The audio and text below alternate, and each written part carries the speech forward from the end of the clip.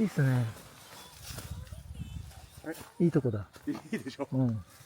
近いから仕事終わりかね。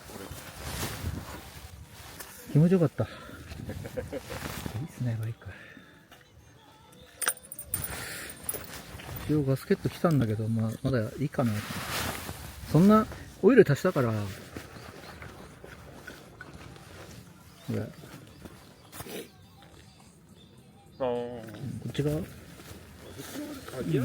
そうそうそう。あとこれぐらいかな。ここが出てるじゃないですか。そうなんですよ。ね、ここはもう頭だけ取らないと。最初から出てる。ひどいね。どんどん広がっていきますからね。あ、そう。はい、頭取ってね。ここに M17 かなんかのレンチ入れて、このところで外して、上視点と線がこう出てくるんで、それにここに合わせて、その時にのカペット調整。まあでも一応確認だけして大丈夫そうだったら、範囲内だったらやらなくてもいいんですけ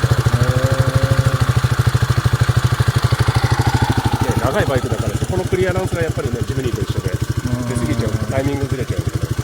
音的には問題ない。大丈夫じゃないですか。大丈夫ですか。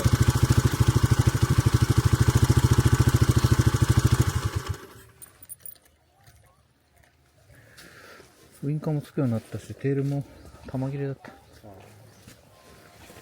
大丈夫そうでしょ。ね。大丈夫ですね。